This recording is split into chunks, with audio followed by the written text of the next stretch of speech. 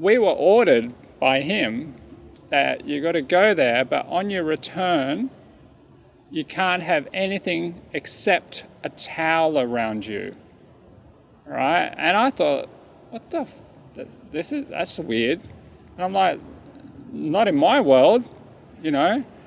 And what had happened was, you know, the kids had a shower, and then on the way back, he was standing there, mind you, with other teachers. I'd like to take you back in time to 1970s. Now, this is my second attempt at reliving some of my childhood stuff. Now, the reason I'm doing this is because, well, there's some strange occurrences that happened when I was a kid, and this story is one of those. Now, I've chosen this bridge to do this video, but if you can imagine a brand new school with nice metal, you know, there's a lot of demountable buildings, like the buildings that are separate from each other. And the school started to get built more and more and more as time went on. And I began my schooling at that particular school in the western suburbs of Sydney in the 1970s. I don't remember what year, but I was in grade 3. And then I would be a senior for grade 3, grade 4, grade 5, and grade 6, because every year they'd add a new grade. So I'd always be in the highest class, basically, the highest grade, because it was a new school and they were just adding the grades as they went along. So on this particular morning, I wanted to be the first one at school. And the reason for that is because I guess it seemed to be a popularity contest, right? So it's like, oh no, you know, Mark was at school first and then he gets this special praise all day by the other students because he was there first, and, you know, he had his soccer ball and, you know, all the rest of it. And so it's like this, I don't know, it's like you're a superhero if you can get there earlier and earlier and earlier.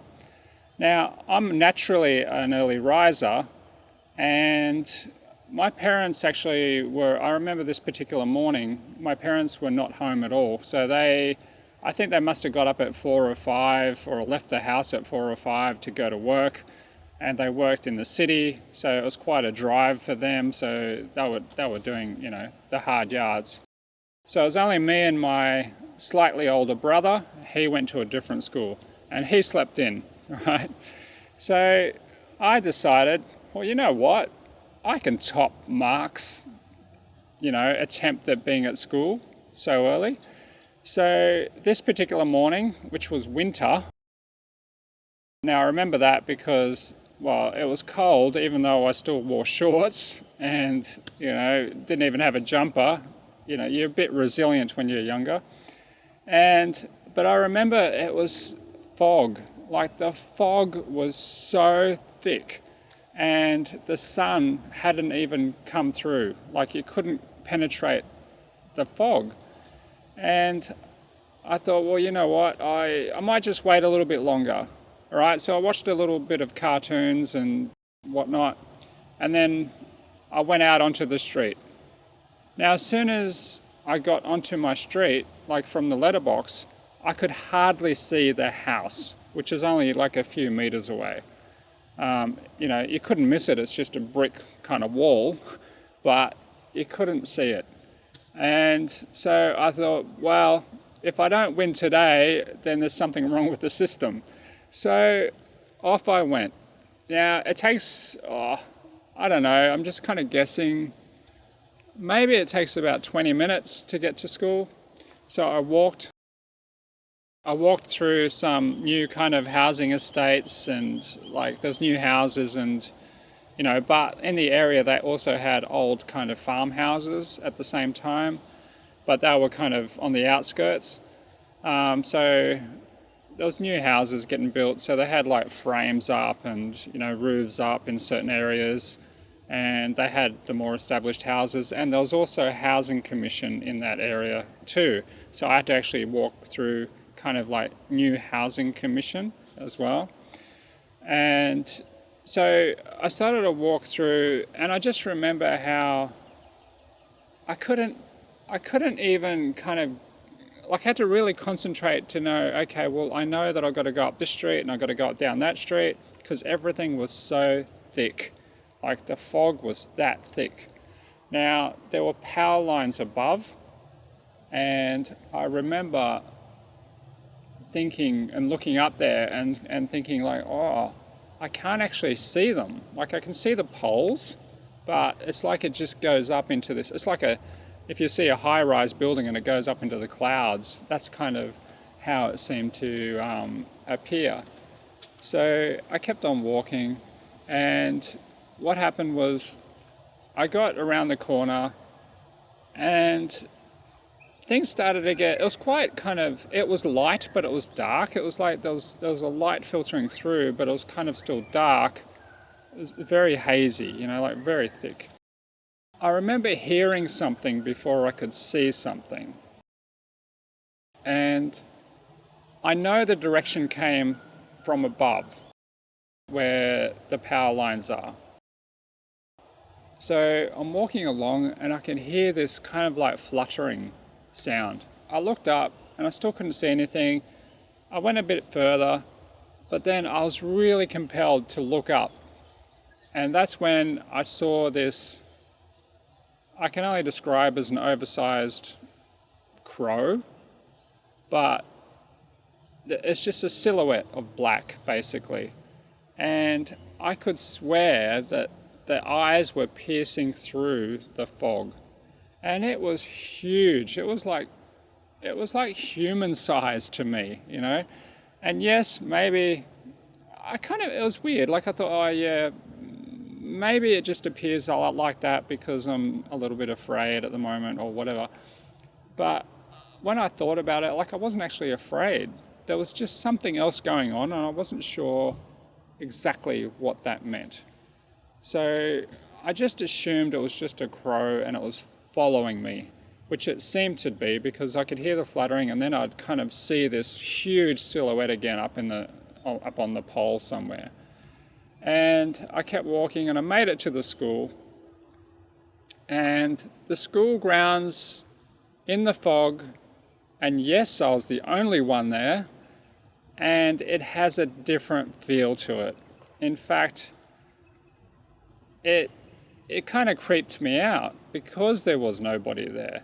And I expected this kind of like, I don't know, it's like, you hear people climbing Mount Everest and they have this, whoa, but it was nothing like that. I just felt like, it was like an anticlimax in a way.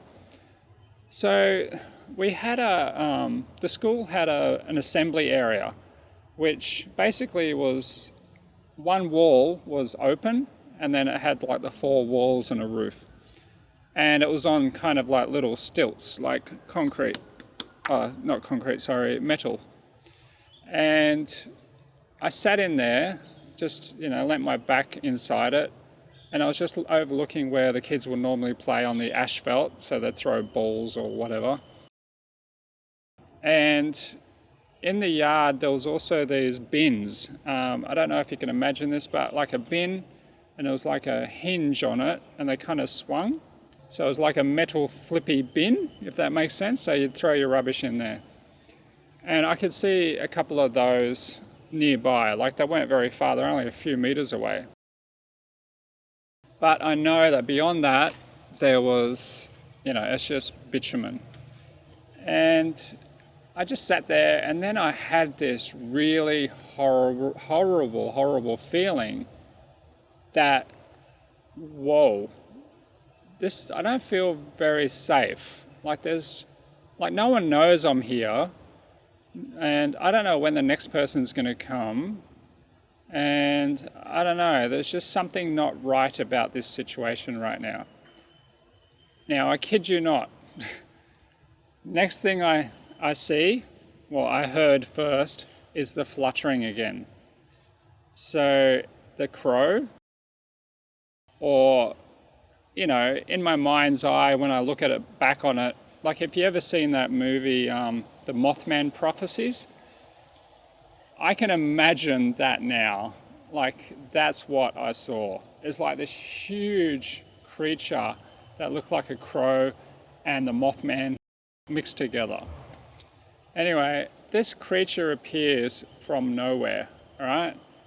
And as if it was following me all the way.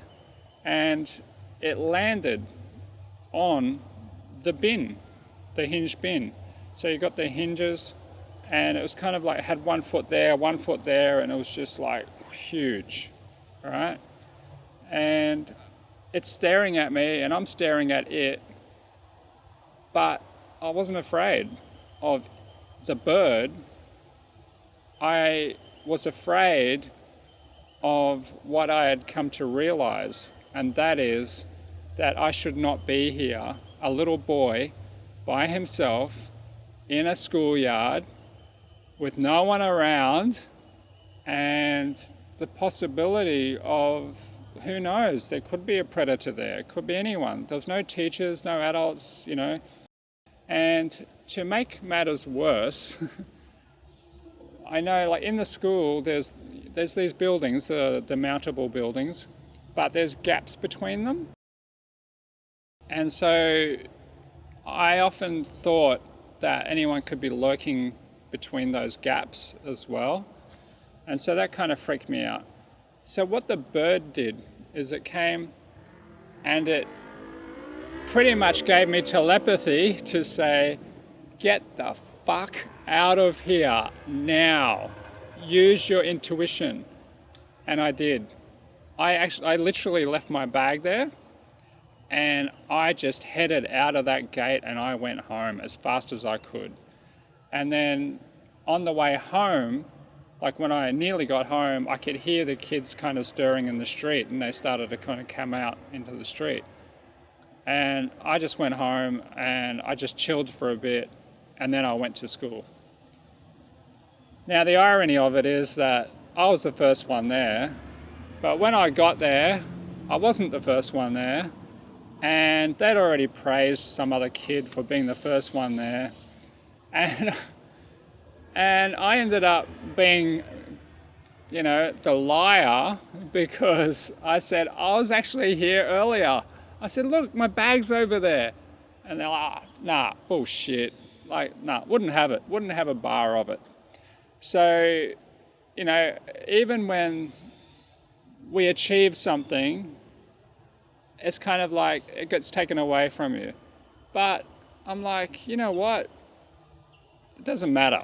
Like, I know what happened. This is all silly. And that's when I realized the whole thing was silly anyway. Like, who cares? Like, and why would you do that anyway? Like, because it's not very safe. Now, I'm going to fast forward a little bit. So a year later, I ended up going to a school camp, right? We went camping, and it was a really weird situation. Now, I'm not going to name the teacher involved. I didn't have that teacher, but he taught my grade. He was at the school camp, and that teacher, he was very popular at school. He was kind of a larger, jovial kind of teacher. He's always mucking around with the kids, and the kids seemed to like him. Now, what was really interesting at camp is we were told to have a shower, right? So all the kids, the girls and the boys, to have a shower. And so we had to walk across this stretch of grass to the shower block from our cabins. You know, like they were actually, it's like a little buildings, but it had like 6 people sleeping in each one. So I was, you know, sleeping on a bunk in one of those. But we had to walk across, I don't know, probably at a guess, maybe 80 meters to the other section, all right? So it's just like a bit of a level grassy area. Now, we were ordered by him that you got to go there, but on your return, you can't have anything except a towel around you, right? And I thought, what the, that's weird. And I'm like, not in my world, And what had happened was, the kids had a shower, and then on the way back, he was standing there, mind you, with other teachers. Now, I'm talking about female teachers as well, but they didn't say anything. He was the one in control of this. And so there was probably about 3 or 4 other teachers, right? And they were just kind of on the side, but he was in the middle. And he's like, right, you better not be having any underwear on underneath that, right? And like, he was kind of being funny, but he was a bit creepy. Now, I actually put underwear underneath, right? Now, he would literally, as people were coming, he'd intercept them and kind of pretend that he was going to pull off their towels to see if they got underwear on, right? Now, he came up to me and I stood and I just stared at him right in the eyes. I didn't say a word, but he knew instinctively that if he even tries to touch me, there's going to be consequences, because I'm not the sort of person that wouldn't say anything. So he actually did that to other students.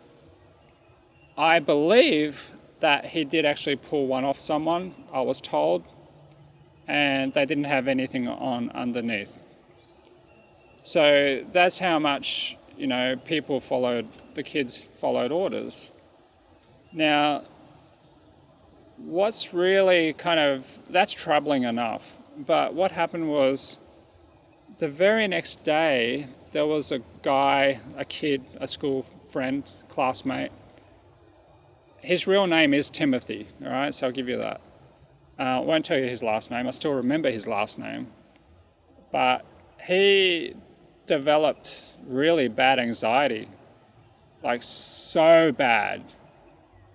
And his parents had to actually come to camp to collect him, to take him home. And this kid was one of those kids that would have, came to school early, it was part of that group, whatever. Now, he became really isolated after that camping trip, and I remember that so much. Now, the reason I remember it too is because it was in grade 5 that I actually developed panic attacks and anxiety. But I kind of saw it in him first, in the year before. Mine were, obviously it gets triggered for different reasons. I believe mine were probably abandonment issues more than anything else. But for him, it could be something different. So, yeah, different times, 1970s. I'm not saying that particular teacher I don't know what steps he took with kids. I really don't know. But I know I just don't trust him, never trusted him. And yeah, that camping trip was something that really burnt in my memory as something inappropriate. The take home from that also is sometimes we can get messages that seem a bit weird. So the Mothman, for example, I think with crows in general, I think they're messengers from the other side or guardians or something. I don't know, I haven't looked this up today, but I imagine that they are something like that. So as much as they are kind of a dark figure, and yeah, Halloween's coming, the usual bullshit, but for me it's something much more special, and I think there is a connection between animals and humans, and there is maybe there's a guardianship happening that we're not aware of as well. And we need to follow our intuition. So my intuition was get out of there and be safe. So that's my story. So this is the second story that I have told from my childhood, and it was actually mentioned in a previous book as well.